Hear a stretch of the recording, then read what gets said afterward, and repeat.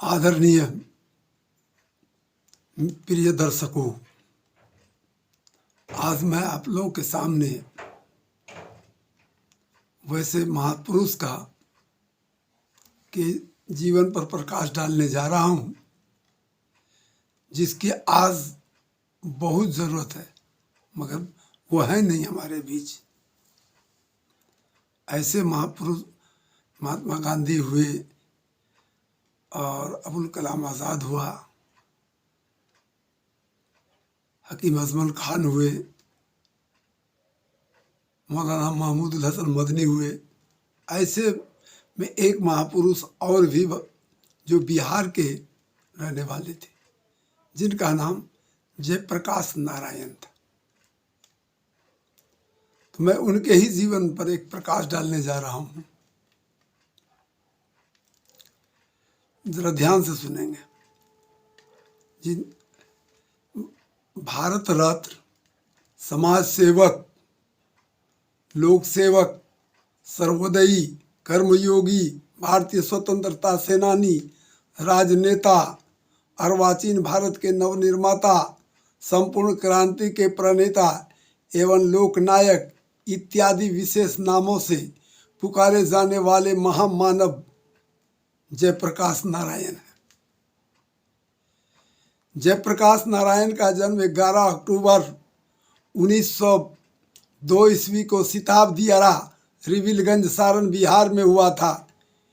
इनके पिता हर्षु दयाल श्रीवास्तव, माता फूल रानी थी। ये जाति के कायस्थ थे तथा इनका गोत्र कश्यप एवं मूल श्रीवास्तव था। इनकी प्रारंभिक शिक्षा मध्य विद्यालय रिविलगंज, सारण, बिहार से शुरू हुई थी। 1919 ईस्वी में इन्होंने मेरिट सर्टिफिकेट के साथ मैट्रिक की परीक्षा पास की। अक्टूबर 1920 ईस्वी में इनका विवाह बिहार राज्य अंतर्गत सिवान के श्रीनगर निवासी ब्रिज किशोर बाबू की सुपुत्री प्रभावती के साथ संपन्न हुआ था। 16 अगस्त 1922 में जयप्रकाश बाबू उच्च शिक्षा प्राप्त करने हेतु कलकत्ता से अमेरिका जाने के लिए पनिया जहाज से प्रस्थान किए। 8 अक्टूबर 1922 ईस्वी को ये अमेरिका से सैन फ्रांसिस्को, कनाडा गए, जहां इन्होंने कैलिफोर्निया विश्वविद्यालय बर्कली और वहां के विस्कॉन्सन विश्वविद्यालय में इन्होंने समाजशास्त्र का अध्ययन किया। ये 1924 और 25 में विस्कॉन्सन विश्वविद्यालय में पढ़ते समय मार्क्सवाद से काफ़ी प्रभावित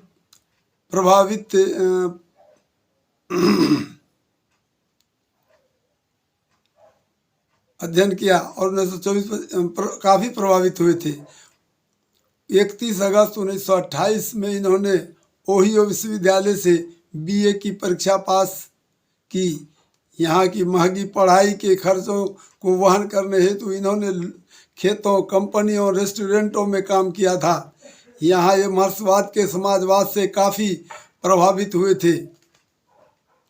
13 अगस्त 1929 ईस्वी को ओहियो विश्वविद्यालय से इन्होंने एमए की डिग्री प्राप्त की, किंतु पीएचडी न कर सके थे क्योंकि इनकी माता फूल रानी काफ़ी अस्वस्थ हो चुकी थीं। इस कारण सितंबर 1929 ईस्वी को वे भारत लौटने हेतु अमेरिका से प्रस्थान किए। नवंबर 1929 में ये भारत लौट आए। अमेरिका से जब ये भारत लौटे थे, उस समय भारतीय राष्ट्रीय स्वतंत्रता संग्राम जोरों पर था। दिसंबर 1929 को वर्धा, मुंबई, महाराष्ट्र में मोहनदास करमचंद गांधी से इनकी पहली मुलाकात हुई। 31 दिसंबर 1929 ईस्वी में भारतीय राष्ट्रीय कांग्रेस दल का महाधिवेशन रावी तट, लाहौर, पंजाब में ये सम्मिलित हुए थे। यहाँ गांधी शिष्य पंडित जवाहरलाल नेहरू से इनका संपर्क हुआ। 1930 ईस्वी में इनकी माता फूल रानी की मृत्यु हुई और पिता पक्षाघात की बीमारी में फंसे। फरवरी 1930 में ये कांग्रेस मजदूर सेल के प्रभारी हुए थे। 1932 ईस्वी में गांधी, राजेंद्र नेहरू एवं अन्य कांग्रेसी नेतागणों के जेल जाने के पश्चात भारत के विभिन्न भागों में स्वतंत्रता संग्राम का इन्होंने नेतृत्व किया था। अंततः मद्रास चेन्नई में सितंबर 1932 ईस्वी में इनको गिरफ्तार कर नासिक जेल भेज दिया गया। यहाँ सीके नारायण स्वामी, एम दांतवाला, एनजी गोड़े, मीनू मसानी, अच्युत पटवर्धन, अशोक मेहता, चार्ल्स मास्कारियांस एवं डॉक्टर राम मनोहर लोहिया इत्यादि कांग्रेसी नेताओं से इनकी भेंट हुई। 1933 ईस्वी को नासिक जेल में ही इन्होंने कांग्रेस सोशलिस्ट पार्टी यानी CSP का एक प्रपत्र तैयार किया और किसी तिक्रम से CSP के प्रपत्र को इन्होंने जेल से बाहर किया जो डॉक्टर संपूर्णानंद को प्राप्त हुआ था। इन्हें कांग्रेस सोशलिस्ट पार्टी की आवश्यकता तब पड़ी जबकि 1932 ईस्वी में अंग्रेज सरकार द्वारा कांग्रेस अवैध संस्था घोषित कर दी गई थी। CSP समाजवाद में विश्वास रखती थी। 31 दिसंबर 1933 ईस्वी को जयप्रकाश नारायण नासिक जेल से मुक्त हुए। 14 जनवरी 1934 ईस्वी को 2 बजे दिन में बिहार में प्रलयकारी भूकंप आया जिनमें शहरी क्षेत्रों में जनधन की काफ़ी क्षति हुई थी। ऐसी परिस्थिति में इन्होंने अन्य सभी कार्यों को छोड़कर अपनी धर्मपत्नी प्रभावती को साथ लेकर भूकंप पीड़ितों की सहायतार्थ घर से निकल पड़े। बिहार भूकंप रिलीफ फंड अध्यक्ष डॉक्टर राजेंद्र प्रसाद से इन्होंने भेंट की तथा ये दोनों पति पत्नी भूकंप पीड़ितों के राहत कार्य में जुट गए थे। इस प्रकार के अनेक लोक कल्याण कार्य इन्होंने किया था। अप्रैल 1934 ईस्वी में उत्तर प्रदेश के कांग्रेसी नेता डॉक्टर संपूर्णानंद ने नासिक जेल के प्रपत्र के तहत समाजवादी कार्यक्रम की रूपरेखा तैयार की। इसके अनुसार 17 मई 1934 ईस्वी को अंजुमन इस्लामिया हॉल पटना बिहार में समाजवादियों का आचार्य नरेंद्र देव की अध्यक्षता में एक महाधिवेशन हुआ। इस महाधिवेशन में ही कांग्रेस सोशलिस्ट पार्टी का गठन हुआ। इसका प्रथम महासचिव जयप्रकाश नारायण ही हुए थे। जुलाई 1934 ईस्वी से इन्होंने अपनी स्वरचित पुस्तक समाजवाद क्यों का इन्होंने प्रकाशन किया था। 1936 ईस्वी में कांग्रेस कार्यकारिणी समिति के ये सदस्य निर्वाचित हुए थे। सन 1939 ईस्वी से द्वितीय विश्व युद्ध के संदर्भ में अंग्रेज सरकार के विरुद्ध इन्होंने लोक आंदोलन का नेतृत्व किया था जिसमें इन्होंने सरकार को किराया राजस्व रोकने का अभियान चलाया था। अंग्रेजों को इस्पात न मिले इसके लिए टाटा आयरन स्टील कंपनी में इन्होंने हड़ताल कराने की कोशिश की जिसके चलते 18 फरवरी 1940 ईस्वी में इनको गिरफ्तार कर लिया गया। 9 महीना जेल में रहने के पश्चात दिसंबर 1940 में जमशेदपुर जेल से रिहा हुए। कारा से मुक्त होने के पश्चात गांधी और सुभाष के मध्य सुलह कराने की इन्होंने मध्यस्थता की। इससे अंग्रेज सरकार की दृष्टि इन पर कड़ी हो गई और जनवरी 1941 को मुंबई महाराष्ट्र में पुनः इनको गिरफ्तार कर राजस्थान की देवली कैंप जेल भेजा गया जहां इन्हें नज़रबंद कर दिया गया। फिर रिहाई के पश्चात 23 अप्रैल 1941 ईस्वी को पुनः गिरफ्तार कर इनको देवली कैंप जेल राजस्थान ही भेजा गया। देवली कैंप जेल में कैदियों की दुर्दशा देखकर 22 अक्टूबर 1941 से 22 नवंबर 1941 ईस्वी तक 31 दिनों का इन्होंने निरंतर उपवास रखा था। इससे देवली कैंप जेल राजस्थान के सुप्रिंटेंडेंट ने नवंबर 1941 में देवली कैंप जेल से हजारीबाग जेल में इनको स्थानांतरित कर दिया। 8 नवंबर 1942 को जयप्रकाश नारायण, योगेंद्र शुक्ला, सूर्य नारायण सिंह, जुलाली सोनार, रामदंदन मिश्र एवं शालीग्राम सिंह इत्यादि नेतागण एक योजना के तहत हजारीबाग केंद्रीय कारा से 17 फुट ऊंची दीवार फांद कर भाग निकलने में सफल हुए थे। जयप्रकाश नारायण को जेल से भागने की घटना को अंग्रेज सरकार ने बड़ी गंभीरता से ली। उस समय तक ये भारतीय युवकों के नेता बन चुके थे।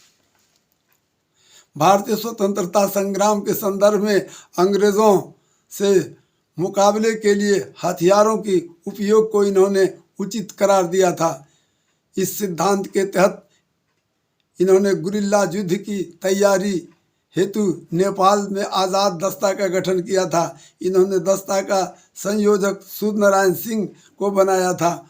मार्च अप्रैल 1943 में आज़ाद दस्ता का प्रथम प्रशिक्षण शिविर प्रारंभ हुआ था, जिसमें बिहार से 150 नवयुवकों ने प्रशिक्षण पाया था। इस संदर्भ में आज़ाद दस्ता की बहाली के सिलसिले में जयप्रकाश नारायण पंजाब गए थे। 18 सितंबर 1943 को पंजाब में चलती ट्रेन में मोगलपुरा स्टेशन पर इन्हें पुलिस ने गिरफ्तार कर लिया था। 16 महीना लाहौर किला पंजाब काड़ा में रहने के पश्चात जनवरी 1945 में इन्हें आगरा उत्तर प्रदेश कारा में स्थानांतरित किया गया। मोहनदास करमचंद गांधी ने अंग्रेजों पर दबाव बनाया था कि डॉक्टर राम मनोहर लोहिया तथा जयप्रकाश नारायण की रिहाई के बिना अंग्रेज सरकार से किसी प्रकार की संधि संभव नहीं है।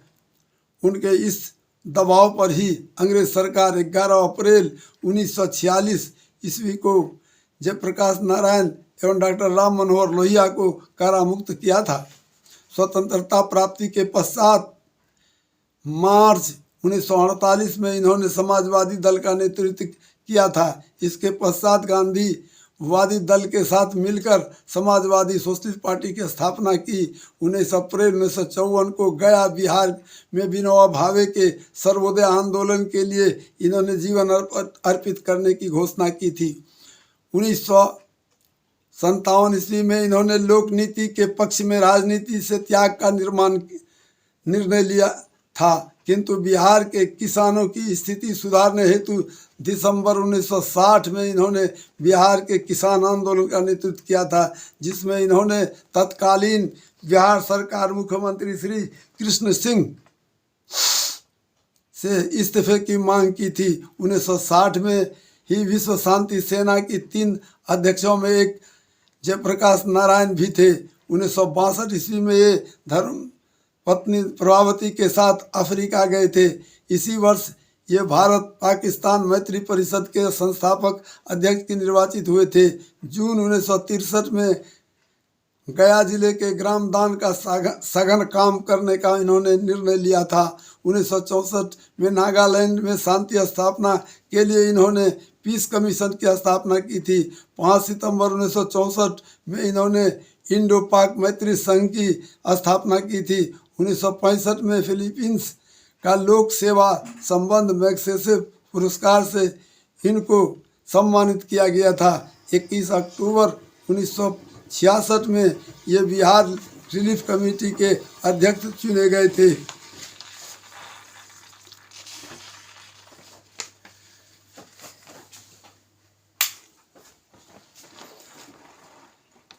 पच्चीस मार्च 1971 ईस्वी में शेख मुजीबुर रहमान के नेतृत्व में पूर्वी पाकिस्तान में चल रहे स्वाधीनता संग्राम का इन्होंने जोरदार समर्थन किया था।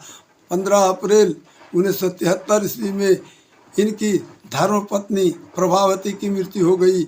जुलाई 1973 में अंग्रेजी साप्ताहिक एवरी मेंस का इन्होंने प्रथम प्रकाशन किया था। 22 जनवरी 1974 को पटना विश्वविद्यालय के छात्र संघ की सभा में इन्होंने लोकतंत्र सुरक्षा हेतु युवाओं को आगे आने की अपील की थी।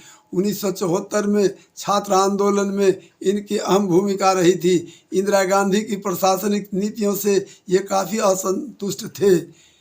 प्रशासनिक भ्रष्टाचार, महंगाई, बेरोजगारी एवं अनुपयोगी शिक्षा पद्धति के विरुद्ध बिहार में चल रहे छात्र आंदोलन के नेतृत्व की इन्होंने पूर्णतः बागडोर 10 अप्रैल 1974 को संभाल ली थी। इससे भी पूर्व मार्च 1974 में इन्होंने बिहार सरकार को चेतावनी दी थी कि छात्रों के साथ जिम्मेदारी का व्यवहार किया जाए। 8 अप्रैल 1974 को पटना में छात्रों द्वारा कदम कुआं से इन्होंने मौन जुलूस निकलवाया था, जिसमें ये स्वयं भी सम्मिलित थे। 5 जून 1974 को सफल जुलूस के संदर्भ में ही छात्र संघर्ष संचालन समिति पटना एवं बिहार की जन सैलाब की ओर से इनको लोकनायक की उपाधि से सम्मानित किया गया था।